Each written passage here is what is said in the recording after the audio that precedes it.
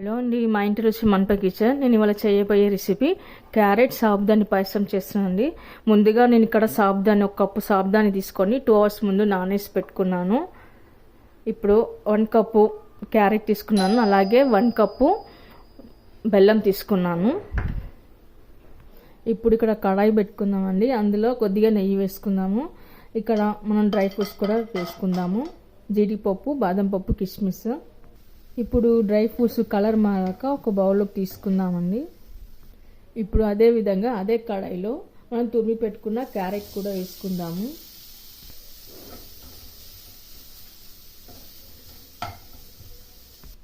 క్యారెట్లో పచ్చివాసన స్మెల్ పోయే వరకు కలుపుకుందాము.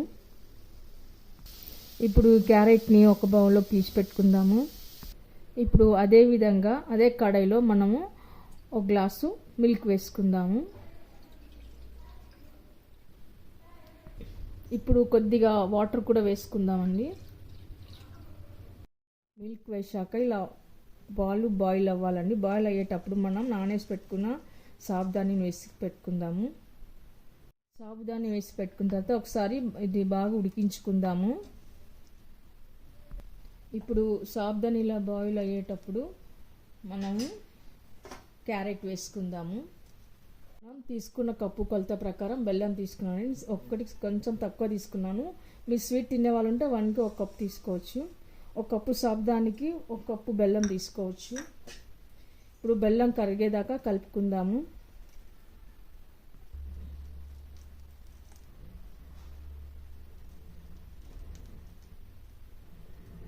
ఇప్పుడు బెల్లం అంతా కరిగిపోయాక డ్రై ఫ్రూట్స్ వేసుకుందాము.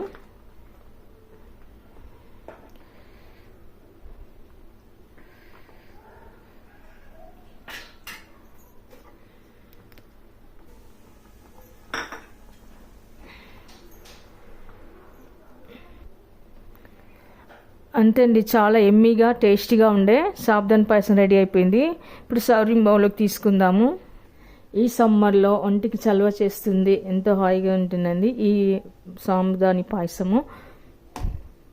ఎంతో ఎమ్మీగా టేస్ట్గా ఉండే సాబుదాని పాయసం రెడీ అయిపోయిందండి. సాబుదాని క్యారెట్ పాయసము. ఈ పాయసము ఎండాకాలంలో ఒంటికి చలువ చేస్తుంది, బలాన్ని కూడా ఇస్తుంది, తక్షణ శక్తిని కూడా ఇస్తుంది. చిన్నపిల్లలకి కూడా చాలా బలాన్ని ఇస్తుందండి. మీకు కనుక ఈ వీడియో నచ్చినట్లయితే లైక్ చేయండి, షేర్ చేయండి, సబ్స్క్రైబ్ చేయండి. మీకు ఎలా కుదిరిందో కామెంట్స్లో పెట్టండి. Thank you for watching.